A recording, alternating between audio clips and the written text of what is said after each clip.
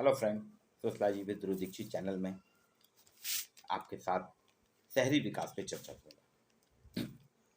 कल 3 अक्टूबर विश्व पर्यावरण दिवस था, जिसमें हर किसी को आवाज़ मिलना चाहिए, हैबिटेट होना चाहिए, इसकी चर्चा की थी। आज वरुण गांधी का एक लेख है, शहरी विकास में मानवीय पक्ष को शामिल करना है, इस पर चर्चा करूँगा। बात सही है कि आज़ादी के 75 साल में भारत ने बहुत ज़्यादा विकास किया। भारत ही क्यों, विश्व के सभी देशों ने अपने अपने स्तर पर विकास किया है। लेकिन अगर हम भारत के, चूंकि हम भारत में रहते हैं, भारत की तुलना ही करें, 75 साल में भारत ने औद्योगिक विकास काफ़ी किया, तकनीकी विकास बहुत किया। औद्योगिकरण, नगरीकरण और तकनीकी विकास ने शहरों के लिए एक चुनौतियां भी खड़ी की हैं। आप देख रहे होंगे हमारी ग्रामीण आबादी धीरे धीरे शहरों की ओर आ रही है, जिसके कारण सबसे पहला प्रभाव ये पड़ा कि संयुक्त परिवार हमारे टूटने लगे, पारिवारिक संबंध हमारे बिखरने लगे, नातेदारी संबंध हमारे कमजोर होने लगे और धीरे धीरे भोग विलास की ओर मानव लिप्त होता जा रहा है, जिससे हमारे सामाजिक सांस्कृतिक मूल्यों का क्षरण हो रहा है। ये तो एक सामान्य सी बात है, समाजशास्त्री दृष्टिकोण से हम करेंगे। लेकिन समाजशास्त्र नगर नियोजन पे भी बात करता है। अर्बन सोशियोलॉजी, नगरीय समाजशास्त्र भी समाजशास्त्र की एक शाखा है। मेरे मित्रों, आप सभी को मालूम होगा 1919 में जब मुंबई यूनिवर्सिटी में सबसे पहले समाजशास्त्र का अध्ययन अध्यापन भारत में प्रारंभ किया गया, तो न्यूजीलैंड के समाजशास्त्री पैट्रिक गिट्स ने शुरुआत की थी नगरीय नियोजन से। अर्बन प्लानिंग के माध्यम से समाजशास्त्र को इंट्रोड्यूस किया गया था भारत में।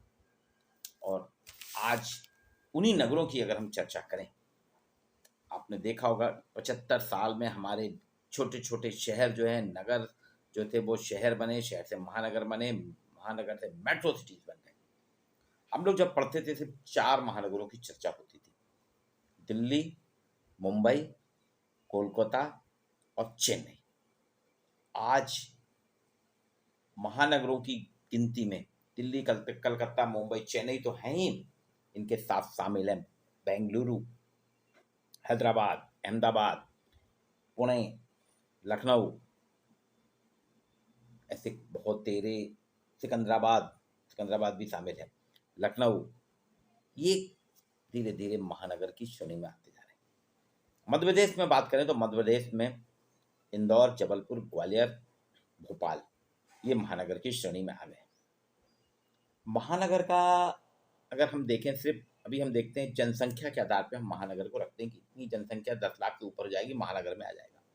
लेकिन ये सारे शहर तो आज जिनकी बात कर रहे हैं हम, दिल्ली, कलकत्ता, मुंबई, पुणे, हैदराबाद, बेंगलोर, अहमदाबाद, ये सब 1-1 करोड़ से अधिक की आबादी वाले शहर हैं। इनका क्षेत्रफल भी बड़ा है। आसपास के ग्रामीण क्षेत्रों को इन्होंने अपने नगरीय सीमा के अंतर्गत, महानगरीय सीमा के अंतर्गत समाहित किया है और सेवाएं विस्तारित करना चाहिए। यहाँ संभावनाएं बहुत हैं। यहाँ लोगों को रोजगार मिलता है, लोगों को जीविकोपार्जन के साधन मिलते हैं। गांव में खेती एकमात्र जीविकोपार्जन का साधन होने के कारण, मौसम की अनुकूलता ना होने पे, क्लाइमेटिकल चेंज के कारण, बाढ़, सूखा, इन सभी के कारण फसल हमेशा खराब होती है। तो ग्रामीण जन जो है धीरे धीरे अपने मुक्त जीविकोपार्जन के साधन कृषि को छोड़ के शहरों की ओर पलायन करने लगे, शहर में आके नौकरी चाकरी करने लगे। अब जब अंधाधुंध जनसंख्या गांव की शहर में आएगी तो शहरों का क्या हाल होगा, आप इससे सोच सकते हैं। मैं जबलपुर शहर की बात करता हूँ। जबलपुर शहर पहले, आज से करीब 30-35 साल पहले की बात करें, जबलपुर शहर 40 किलोमीटर बमुश्किल अपनी सीमाएं रखता था। लेकिन आज जबलपुर शहर की सीमाएं 60 किलोमीटर से अधिक हो गई हैं और इस सब में कस्बे शामिल होते जा रहे हैं। ग्रामीण जो क्षेत्र है वो सिकुड़ते जा रहे हैं, शहर बढ़ते जा रहे हैं। पर शहरों की दुर्दशा क्या है? इन शहरों का हमने विकास तो करा, नगर महानगर में बन गए, महानगर विस्तृत महानगर में बन गए, लेकिन वहाँ सुविधाएं तो दी। बढ़ती जनसंख्या, बढ़ते संसाधन, बढ़ते रोजगार के साधन, बढ़ती बिल्डिंग के कारण धीरे धीरे वहाँ जमीन कम पड़ने लगी, कंक्रीट का जंगल वहाँ बढ़ता गया और हमारा जो शहरी नियोजन था वो, उसमें हमने कहीं भी शहरी नियोजन में नियमित रूप से शहरी नियोजन की योजना ही नहीं बनाई। अनियोजित रूप से हमने अनियोजित रूप से अनप्लान रूप में हमने शहरों का विकास किया। नालियां कहीं बेहतर बनी नहीं। नालियों की निकासी की क्षमता जो है वो आपकी 20 लाख की आबादी की, और आपकी आबादी 1 करोड़ हो गई है। कैसे संभव है? सड़कों पे लोड बढ़ता जा रहा है व्हीकल का, आवागमन का, लेकिन हमारी सड़कों की ताकत जो है सिर्फ 5 टन की है, और उसमें प्रतिदिन 50 से लेके 80 टन का वजन निकलता है। तो शहरों की सड़कें चरमराएंगी। अब उसमें हम सीमेंट का लगा देते हैं, डामर लगा देते हैं, रिपेयरिंग करते हैं, लेकिन पर्याप्त रूप से नहीं हम उनका निर्माण करते। आज क्या है, पूरे के पूरे शहर अनियोजित विकास के कारण तबाही के केंद्र बन गए। बारिश होती है, जबलपुर शहर में 52 तालाब थे। कितनी भी बारिश हो जाए यहाँ पे, लेकिन सारा पानी बह के तालाबों में चला जाता था। लेकिन आज हालात ये हैं कि अभी कुछ दिन पहले एक दिन 4 इंच पानी, 3 घंटे में 4 इंच बारिश हुई। जबलपुर शहर में नाव चलाने की स्थिति आ गई। हर गली लबालब भरी थी, लोगों को तैर के अपने घर पहुंचना पड़ रहा था। और अभी आपने टीवी न्यूज़ देखी ही होगी, बेंगलुरु की बात। बेंगलुरु में बहुत ज़्यादा बारिश नहीं हुई, सिर्फ 8 इंच पानी गिरी। 2-3 हफ्ते पहले की बात है। यहाँ पे 126 झील हैं, बेंगलुरु के आसपास 126 झील, लेकिन हमने उनका अतिक्रमण करके उनको इतना संकुचित कर दिया कि उनकी झीलों की कमी हो गई, झीलों के एरिया कम हो गया। 126 झीलें उफान पे आ गई। और आप सोच सकते हैं कि टीवी न्यूज़ आई थी, सब जानते हैं, 2000 से अधिक घरों में बाढ़ का पानी आ गया। बेंगलुरु में बड़ी बड़ी कंपनियां जो है ना, आपकी आपकी मल्टीनेशनल्स कंपनी है, उनके ऑफिस में करोड़ों का नुकसान हुआ, पानी भर गया, सारे बिल्डिंग उनकी डैमेज हो चुकी, इतना पानी था।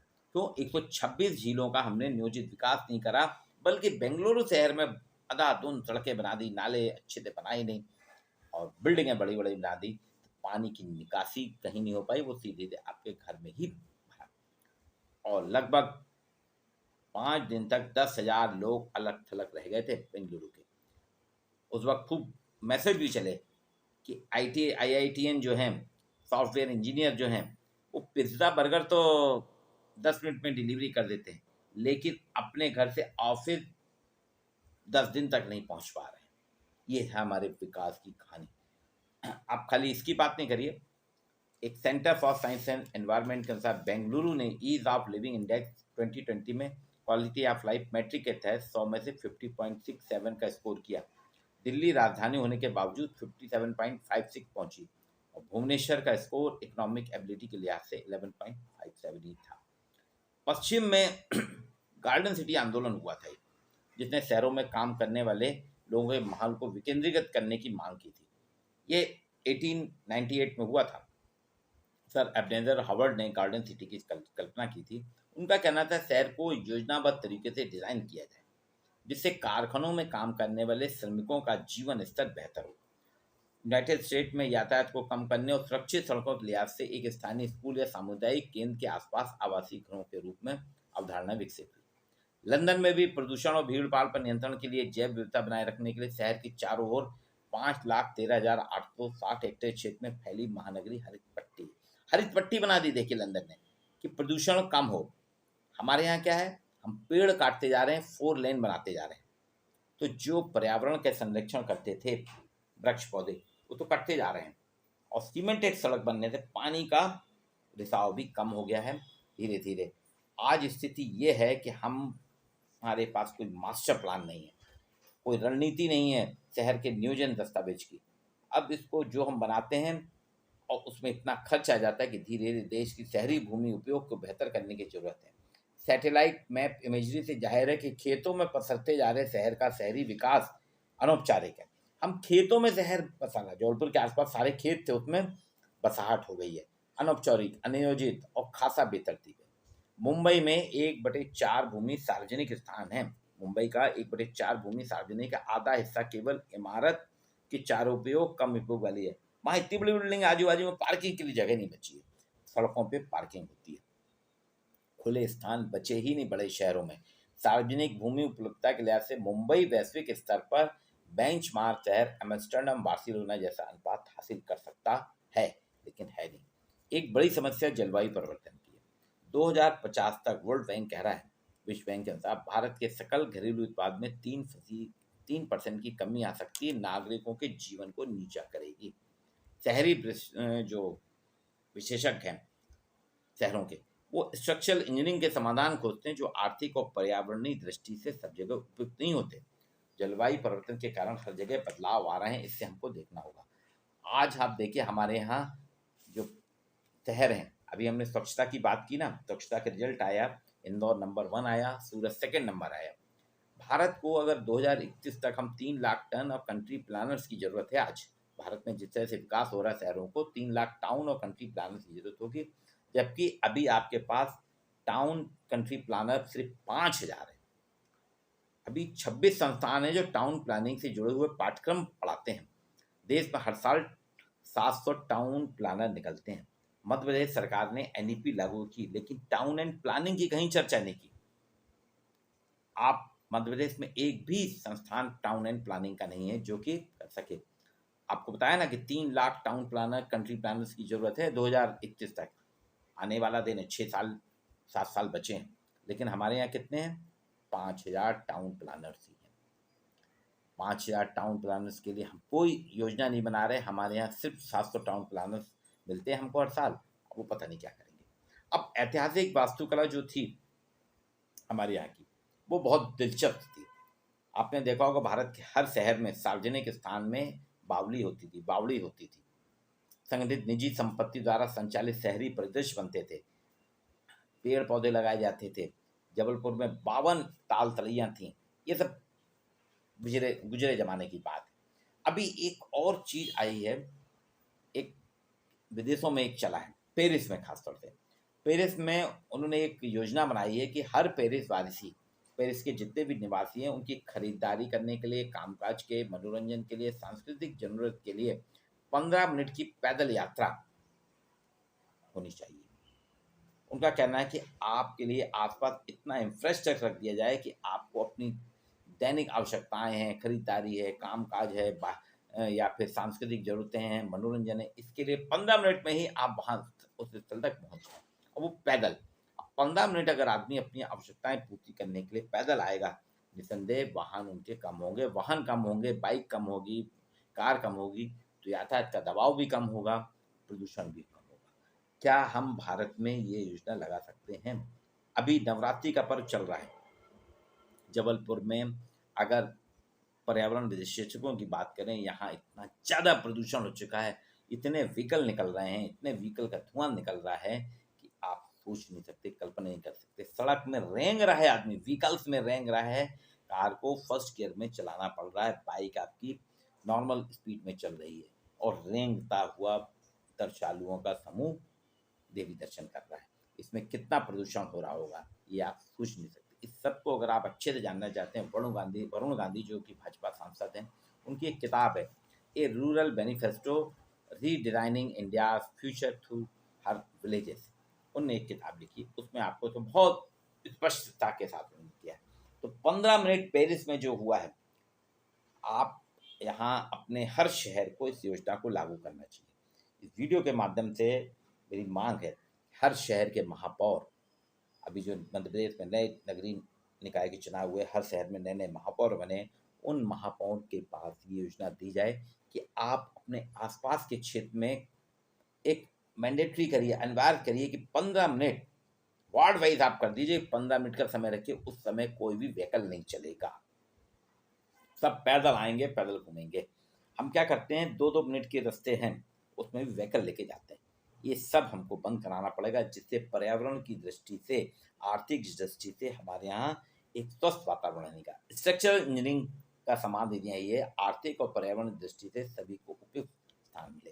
तो शहरी नियोजन अनियोजित होने के कारण आप देखिए कि सिर्फ 2 घंटे की बारिश में शहर में बाढ़ आ जाती है, और अभी बरसात खत्म होगी और आप देखेंगे जनवरी से पेयजल संकट भी इन शहरों में आने लगता है।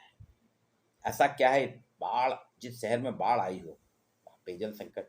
मुंबई में बारिश में हर साल देखिए, हर साल वहाँ पे ग्राउंड फ्लोर में पानी भरता है, और लोगों की कारों में पानी भर जाता है, टू व्हीलर्स में पानी भर जाता है, और बाद में रिपेयरिंग के लिए जाते हैं तो उनको या फिर सेल करते हैं अपनी कार, तो उनको वो पैसे नहीं मिलते, सामान खराब होता है। इसका कभी हमने अंदाज़ा नहीं लगाया। ये अनियोजित विकास है आज हर शहर में, चाहे वो जबलपुर हो, भोपाल हो, इंदौर हो, मुंबई हो, दिल्ली, कलकत्ता। लोगों ने अपने मकान बना लिए, मकानों में दुकानें बना ली हैं, लेकिन पार्किंग के लिए जगह ही नहीं छोड़ी। तो सड़कों में गाड़ियां पार्क होती हैं और वो दुर्घटना का भी कारण बनती हैं। और उसकी वही गाड़ियां जब बारिश आती है या कोई अराजकता होती है, तो सबसे पहले उन पे चोट होती है। तो अर्बन प्लानिंग बहुत ज़रूरी है। नियोजित शहर का विकास अगर नहीं करेंगे, तो आने वाले दिनों में हम आप अपने घर तक पहुंच नहीं पाएंगे, घर से बाहर निकल नहीं पाएंगे। वीडियो को लाइक कीजिए, शेयर कीजिए। आपको ऐसी ही नई नई जानकारियाँ ज़रूर कराते